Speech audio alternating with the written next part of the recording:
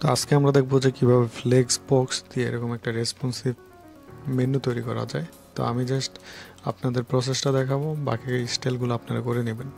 তো যখনই আমরা এটা ফোন ব্রাউজারে যাব তখন কিন্তু এইভাবে একটা মেনু শো করতেছে। তো এই মেনুটা আপনি কিভাবে করবেন উইথাউট কোনো ফ্রেমওয়ার্ক ছাড়া। তো আমরা HTML এবং CSS ফ্লেক্স বক্স দিয়ে এই প্রপার ডিজাইনটা করব। তো এটা করার জন্য আমাদের প্রথমে ডেস্কটপে একটা ফোল্ডার করতে হবে। তো আমি ফোল্ডারের নাম আমি রাখলাম মেনু। তো এই মেনুর মধ্যে আমাদের দুটা জিনিস লাগবে, একটা হচ্ছে index.html আর একটা হচ্ছে, তো আমি এখানে লিখি এবং আরেকটা লিখবো আমি এখানে স্টাইল ডট। এবং এখন আমাকে যেটা করতে হবে, এই ফোল্ডারটা আমি সাবলাইনের মধ্যে ওপেন করব। তো আপনি যে কোনো এডিটর ইউজ করতে পারেন। তো আমি সাবলাইনে ওপেন করলাম। ওপেন করার পর এখান থেকে আমাকে এখানে HTML এর যে স্ট্রাকচার আছে সেটা দেখতে হবে। তো আমি HTML এর যে স্ট্রাকচার আছে সেটা লিখলাম। লিখার পর এখানে আমাকে যে CSSটা আছে ওটা লিঙ্ক করে দিতে হবে। তো CSSটা আমি এখানে লিঙ্ক করে দিলাম, যে CSSটা এটা। তো এখন এই মেনুটা ডিজাইন করার জন্য, তো এই মেনুটা আছে এরকম, ঠিক না? তো আমরা এরকম একটা মেনু ডিজাইন করবো, ওটা রেসপন্সিভ হবে। তো রেসপন্সিভ করার জন্য আমাদের এখন আমরা মার্কআপ শুরু করি। তো মার্কআপ শুরু করার জন্য আমরা এখানে লিখবো হেডার। হেডারের মধ্যে আমরা একটা ক্লাস নেব, আর একটা হেডার ওয়ার্ড, এবং এটার মধ্যে আমরা নিব লোগো। লোগোর মধ্যে আমি নিলাম, এবং এখানে আপনি ইমেজ বা যে কোনো কিছু ইউজ করতে পারবেন। তো আমি আপাতত এটা দিলাম। আর অবশ্যই আপনি চ্যানেলটা সাবস্ক্রাইব করে দেবেন যদি আমার চ্যানেল নতুন হয়ে থাকেন। তো এখন আমরা যেটা করব, তো এটা আমরা নিলাম। এখন আমাদের নিতে হবে ন্যাপ। তো আমরা ন্যাপটা এখানে নিচ্ছি।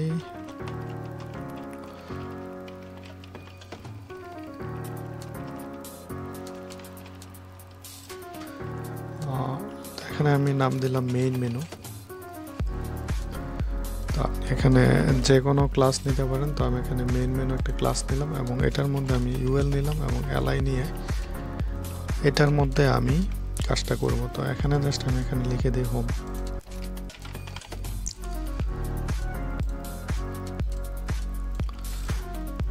তো এরকম আমি এখানে অনেকগুলো নিতে পারি। তো আমি আপাতত এই কয়টাই নিচ্ছি। তারপর আমাদের লাগবে বাটনটা। তো বাটনটা আমরা এখানে নিব, ঠিক আছে, যেহেতু ফ্লেক্সবক্স দিয়ে করব। তো এখানে আমি একটা ক্লাস নিলাম BTN। তো BTN নিলাম, এবং BTN এর মধ্যে কোনো লিঙ্ক টিঙ্ক করলাম না, জাস্ট এখানে দিয়ে দিলাম হায়ার নাও।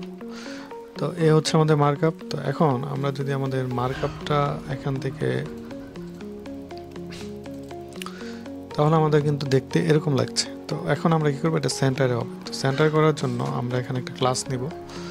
তো ক্লাসটা এখানে আমরা নিলাম, এটার নাম দিলাম আমরা কন্টেনার,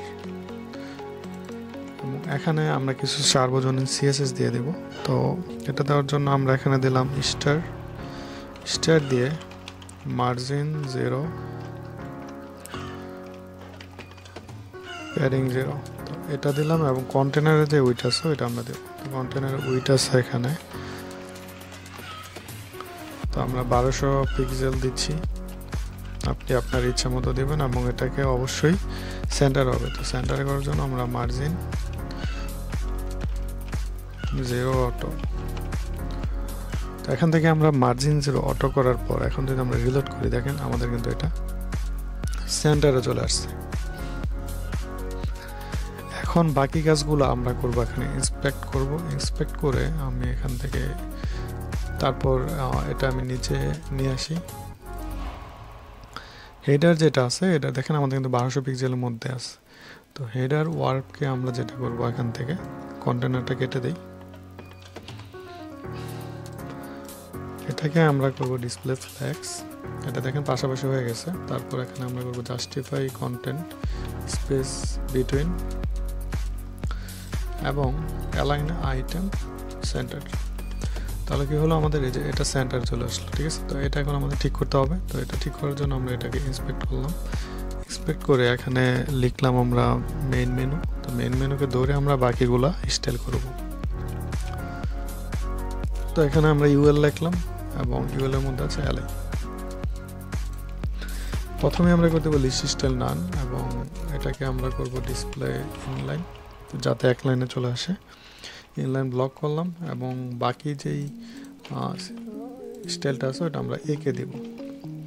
তো একে দেওয়ার পর এখানে আমরা লিখলাম কালার #333 এবং টেক্সট ডেকোরেশন আমরা এখান থেকে করে দেব নান। ফন্ট সাইজ আপনি চাইলে আপনার মতন দিতে পারেন। তো আমি এখানে 16 পিক্সেল বা এত দিলাম এবং মার্জিন 0/10 পিক্সেল, যাতে একটু ফাঁকা হয় চারপাশে। তো এরকম হলো। তো আমাদের যে বাটনটা এই পাশে। তো বাটনটা এই পাশে নেওয়ার জন্য আমরা যেটা করব, এই যে আমাদের যে মেইন মেনু আছে, তো মেইন মেনুর মধ্যে আছে এই বাটন। তো এটাকে আমরা যেটা করতে পারি, এই মেইন মেনুকে আমরা করতে পারি ডিসপ্লে ফ্লেক্স। তো এটাকে আমরা করব এখানে ডিসপ্লে ফ্লেক্স। তাহলে দেখেন আমাদের বাটনটা কিন্তু এই পাশে চলে আসছে। তো কিছুক্ষণ আগে যে আমরা এলআইকে ইনলাইন দিয়েছিলাম, আচ্ছা এটা হ্যাঁ থাক। তো এখন আমরা এই ডিসপ্লে ফ্লেক্স করার পর এটা এরকম হয়েছে, কিন্তু আমাদের এটা সেন্টার হতে হবে। বাটনটাতে কিন্তু উপরে আছে। তো এখানে আমরা দিব অ্যালাইন আইটেম সেন্টার। তো এখন কিন্তু আমাদের টেক্সটটা সেন্টার হয়ে গেছে। এখন আমরা বাটনকে বিভিন্ন ডিজাইন আমাদের ইচ্ছা মতো আমরা করতে পারি। তো এটা করার জন্য আমরা এখানে দিলাম ব্যাকগ্রাউন্ড রেড, বা আপনি এখান থেকে যে কোনো কালার দিতে পারেন। আমি ব্লু দিচ্ছি, কালার হোয়াইট, প্যাডিং 10 এবং এখানে দিলাম 20 পিক্সেল এবং আমরা একটা বর্ডার রেডিয়াস দিয়ে দেব, বর্ডার রেডিয়াস 5 পিক্সেল। তাহলে আমাদের এই পার্টটুকু হয়ে গেল। এবং আমরা আমাদের যে হেডার ওয়ার্ক আছে বা হেডারকে আমরা যেটা করতে পারি, যে এই যে হেডারটা আছে এটাকে আমরা 10 পিক্সেল প্যাডিং দিয়ে দিই উপর থেকে। তো এটা করার জন্য আমরা এখানে লিখবো প্যাডিং 0 উপর নিচে 5 পিক্সেল প্যাডিং থাকবে, ঠিক আছে, 5 পিক্সেল এবং ডানে বামে 0। তাহলে আমাদের উপর থেকে একটু হইলো। তো এখন আমরা সব সিএসএস গুলো নিয়ে নিব। সিএসএস গুলো নিয়ে আমরা আগে তো সবগুলো নিলাম, নিয়ে আমরা আমাদের স্টাইল সিএসএস এর মধ্যে দিয়ে দিলাম। তাহলে আমাদের যেই ডেস্কটপ ভার্সন এটা ওকে। এখন আমাদের যেটা ঠিক করতে হবে মোবাইল ভার্সনটা, ঠিক আছে। মোবাইল ভার্সনটা আমাদের রেসপন্সিভ না। তো এটা ফিক্সড করার জন্য আমরা যেটা করব, এবং আরেকটা জিনিস আমি বলে রাখি, যে এই যে এখানে আমরা উইথ 1200 পিক্সেল দিছি না। তো এখানে আমাদের যেটা করতে হবে, অন্য ব্রাউজার মানে এখানে এরকম যে এই পজিশনে মানে লার্জ ডিভাইসের মধ্যে এটা 1200 পিক্সেল থাকবে, কিন্তু অন্য ডিভাইসে অবশ্যই উইথ 100% হতে হবে। কারণ এটা যদি আমি না দিতাম, দেখেন তাহলে কি হয়, যদি এই দেখেন এটা কিন্তু এখানে 1200 পিক্সেলই আছে, ঠিক আছে। এটা সমস্যার জন্য লোগোটা ওই পাশে চলে গেছে, মানে মেনুটা। তো এখন আমি রিলোড দিই, রিলোড দিয়ে এখানে আমাদেরকে যেটা করতে হবে, এটার ম্যাক্স উইথ দিতে হবে। তো ম্যাক্স উইথ, তো এখন ঠিক থাকবে। তো এখন আমি যেটা করবো, এই যে এখন দেখেন এটা কিন্তু রেসপন্সিভ, ঠিক আছে। তো ব্রাউজারের উইডের সাথে কিন্তু এটা চেঞ্জ হচ্ছে। তো এখন আমাকে যেটা করতে হবে, এটাকে রেসপন্সিভ করতে হবে। তো রেসপন্সিভ করার জন্য আমরা মানে মোবাইলে আমরা একটা মেনু আনবো। তো এটা করার জন্য আমি মেইন মেনুর মধ্যে যাই, যাওয়ার পরে এখানে আমি একটা আইকন আনবো, ঠিক আছে। আইকন এনে তারপর এটা আমি ফিক্সড করব।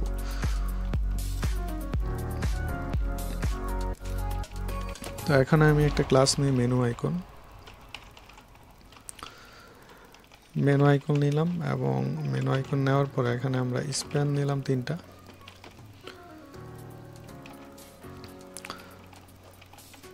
তো এটা নিলাম আমরা। এখন আমাদের যেটা করতে হবে, আমরা যদি রিলোড করি এখানে কিন্তু কিছু আসে নাই, তো এটা আমাদের ফিক্স করতে হবে। তো এই যে এখানে আসলাম, আসার পরে আমাদের মেইন মেনু থেকে এই যে মেনু আইকন, তো এটাকে আমরা একটা উইডথ দিয়ে দিব।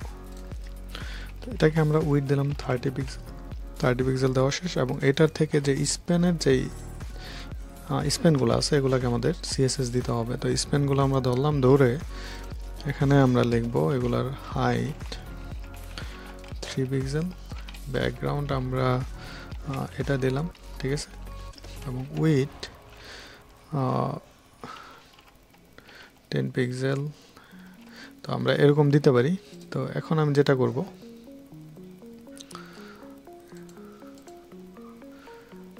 ডিসপ্লে এটাকে আমাদের করতে হবে ব্লক। তো ডিসপ্লে ব্লক করে দিলাম এবং মার্জিন 10 পিক্সেল দিলাম। দেখেন 10 পিক্সেল দিলে কি হয়, পুরোটার মধ্যে পাচ্ছে। তো আমি জাস্ট এই যে এভাবে কমাই দিই এবং উইথটা আমি এখানে বাড়াই দিই একটু, তাহলে কিন্তু আমাদের এটা এরকম আছে, এরকম একটা পজিশন আসলো। আমরা ইন্সপেক্ট করে আমরা জাস্ট এটাকে সিএসএসটুকু আমরা আমাদের সিএসএস এর মধ্যে রেখে আসি। তো এখন আমাদের মিডিয়া কোয়ারি লিখতে হবে রেসপন্সিভের জন্য। তো আমি এখানে রেসপন্সিভ সিএসএস লিখে দিলাম এবং এখানে আমরা একটা মিডিয়া কোয়ারি নিব। তো এটা নেওয়ার জন্য জাস্ট অ্যাড মিডিয়া লিখতে হবে এবং এখানে আমরা লিখব ম্যাক্স উইথ 768 পিক্সেল।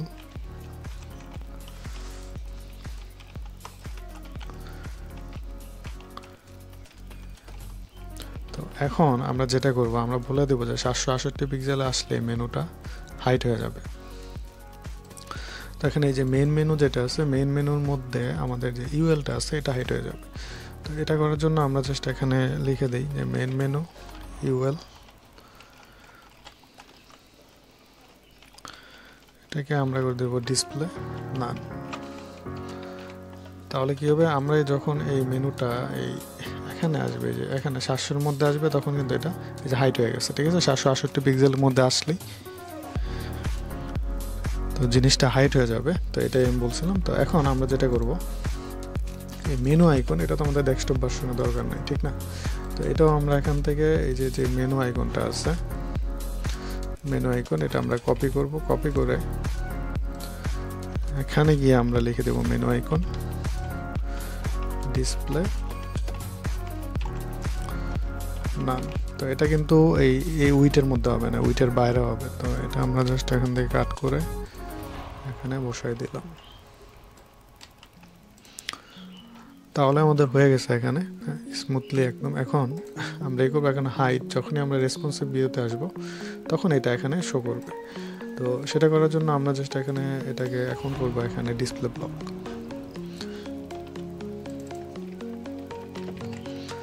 তো ডিসপ্লে ব্লক করলাম। এখন আমরা রিলোড দিই, রিলোড দিয়ে জাস্ট দেখেন এখন কিন্তু শো করছে। তো এখন আমাদের কাজ শেষ হয়নি। আমরা যখনই এখানে একটা ক্লিক করবো, যে এটার মতো যখনই ক্লিক করব, এরকম একটা এই সেম মেনুটা মোবাইলে এরকম অফ ক্যানভাসের মতো শো করবে। তো এটা করার জন্য আমরা যেটা করব, আমাদের একটা জাভাস্ক্রিপ্ট লিখতে হবে। তো এটা লেখার জন্য আমরা এখানে এই যে আমাদের যে আইকন আছে, এখানে আমরা একটা ফাংশন লিখব অন ক্লিক। তো অন ক্লিকের মধ্যে আমরা লিখব টগল মেনু একটা ফাংশন। তো এটা আমরা লিখলাম এবং এখানে আমাদের স্ক্রিপ্টের মধ্যে একটা ফাংশন লিখতে হবে। তো স্ক্রিপ্ট,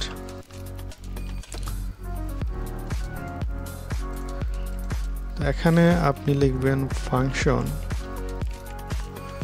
তো এটা আপনি কোথায় পাবেন? তো ফাংশনটা এখানে লেখা আছে। তো আপনি গুগলে সার্চ করবেন মেনফিয়া বা menfia.com এর মধ্যে চলে যাবেন। তো আমি মেনফিয়াতে যাচ্ছি। যাওয়ার পরে এই যে ওয়েবসাইটটা আছে প্রথমে চলে আসবেন, তারপর এখানে ব্লগে যাবেন। যাওয়ার পরে এই যে আপনি এখানে অপশন করবেন, ঠিক আছে, এটা রেসপন্সিভ। তো মার্কআপ দেওয়া আছে এখানে। তো আমি যেটা করবো, এই যে ফাংশনটুকু আছে জাভাস্ক্রিপ্ট ফাংশন, এটা এতটুকু আমরা কপি করলাম।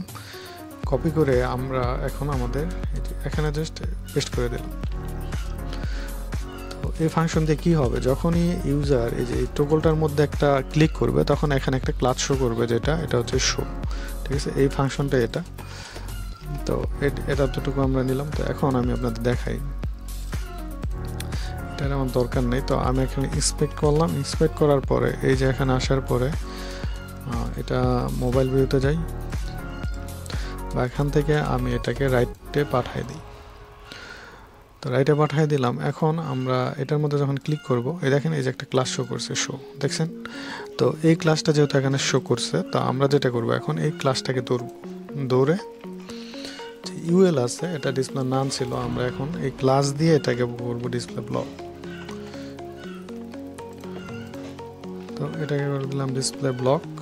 ডিসপ্লে ব্লক করার সাথে সাথে এরকম আসছে। তো এটাকে আমরা পজিশন অ্যাবসোলিউট করব এবং টপ থেকে 50 পিক্সেল যতটুকু দরকার আমরা নিয়ে আসি। তো এরকম আসলো এবং লেফট থেকে করে দিব 0, ঠিক আছে।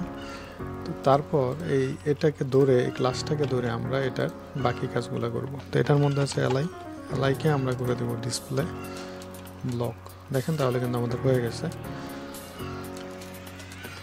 তো এরকম পজিশনে আসলো। এখন আমরা যে সিএসএস2 লিখছি এতটুকু জাস্ট আমরা কপি করে আমাদের যেখানে আছে আমরা এখানে দিয়ে দেব।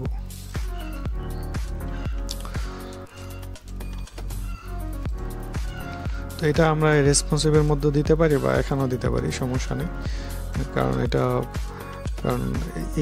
এই উইটে আসলেই এই ক্লাসটা শো করবে, যারা শো করবে না। তো এখন কিন্তু আমাদের মেনুটা হয়ে গেছে। দেখেন মোবাইলের জন্য আমরা এখানে ক্লিক করছি, বাকিগুলো চেঞ্জ করা যাবে।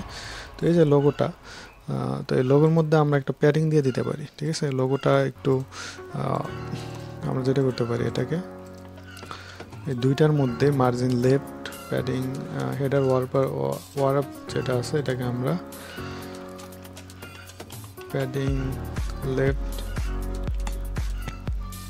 লেফট আমরা দেব 10 পিক্সেল এবং প্যাডিং রাইট আমাদের দিতে হবে 10 পিক্সেল। তো এটা আমরা দেখি। তো এটা কিন্তু এরকম আছে। তো বা এখানে আমরা এই যে এটাকে টোটালটাকে এখানেও যদি দিয়ে দিই তাহলে হবে। এটা আমরা এখানে যাওয়ার পরে হেডার যেটা আছে এটার মধ্যে হেডার ওয়ার্ড যেটা আছে এটাকে আমরা প্যাডিং 0 হবে উপর নিচে, ডানে বামে 10 পিক্সেল। তো ডানে বামে দেখেন ওই যে 10 পিক্সেল কিন্তু পাইছে, ঠিক আছে। তো এই হেডার ওয়ার্ড যেটা আছে এটা আমরা ধরবো যেটা